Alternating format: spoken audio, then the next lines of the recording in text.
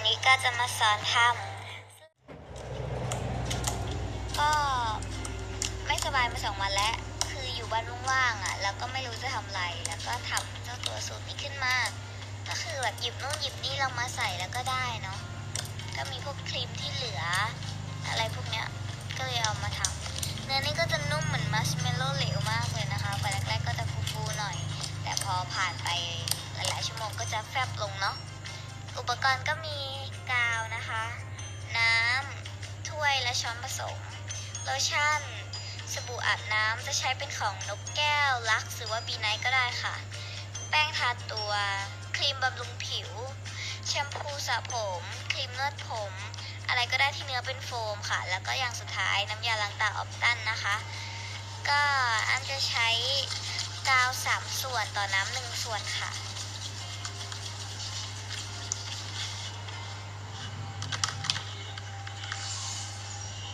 นี่อ้ำจะทำเป็นมัชเมลโล่สีฟ้านะคะ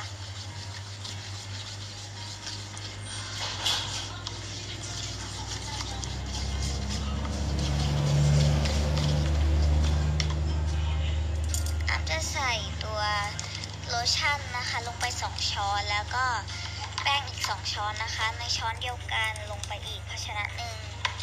ซึ่งตัวนี้นะคะจะทำให้มันนุ่มละมุนนะคะ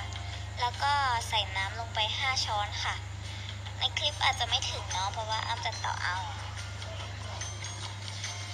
แล้วก็คนให้เข้ากันเลยค่ะ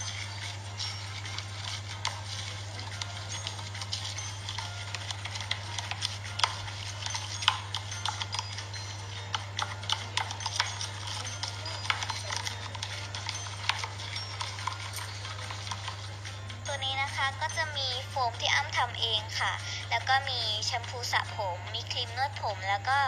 สบู่นกแก้วค่ะก็ในเมื่อเรามีโฟมเนาะมันก็จะทำให้เราฟูมากขึ้นวันแรกๆก็จะฟูเหมือนสูตรโฟมทั่วไปแต่พอหลายๆวันก็จะเป็นเหมือนต้นคลิปละค่ะนี่นะคะอ้ำก็จะใช้ Baby Mine นะคะ Double Milk โปรตีนพลังคลีน plus ครีมไม่ใช่พลังครีม plus ครีมนะคะนี่แล้วจะเป็นอย่างนี้นะคะอ้ำใช้สีม่วงนะคะเป็นเหมือนกินผลไม้รวมมาเลยหรือเปล่าไม่แน่ใจนะคะเป็นครีมบำรุงผิวอ้ำตักมา1 ช้อนค่ะนี่นะก็คือเนื้อมันจะไม่ใช่โลชั่นมันคือเนื้อครีมก็ถ้าคนเคยใช้ก็น่าจะรู้เนาะหาซื้อได้ตามห้างซุปเปอร์มาร์เก็ตทั่วไปนะหรือว่าถ้าใครไม่ใช้เป็นตัวของอ้ำเนี่ยก็จะใช้เป็นสูตรอื่นก็ได้แต่ว่าอันนี้มันแบบของเด็กไงก็เลยเอามาใช้นี่ก็จะใส่ตัวเจ้าแป้งด้วยนะที่เราทำลงไปเนาะ2 ช้อนค่ะ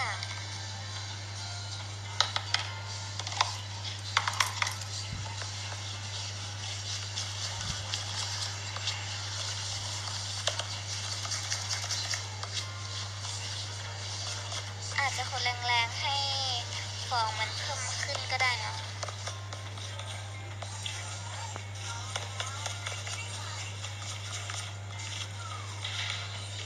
อ้ำก็จะใช้น้ำยาล้างตาของออปตันค่ะใส่ลงไปทีละฝานะแล้วก็คนดูก่อนค่ะ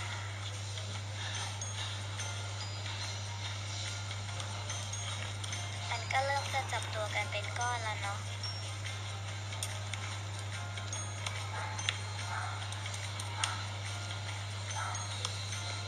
ถ้าเพื่อนๆใช้ตามสูตรอ้ำค่ะก็จะได้เจ้ายังไงก็พูดผิดขอโทษค่ะก็ถ้าใช้ตามแบบกาว3ต่อน้ำ1เนาะก็จะต้องใช้น้ำยาล้างตาออปตัน3 ฝาโอเคเรียงผิดนะคะขอโทษด้วยค่ะเนื้อนี้ก็จะนุ่มฟูเป็นโฟมเลยนะเนี่ยแต่ว่าก็จะยังมีมัชเมลโล่นิดๆนะคะ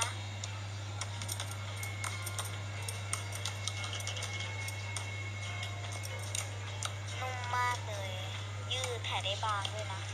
คือสูตรนี้เป็นสูตรโฟมที่แบบว่ามีความยืดและแผลได้บางสุดๆสูตรนี้นุ่มนะคะแล้วก็หอมละมุนไปทั่วเลยนะ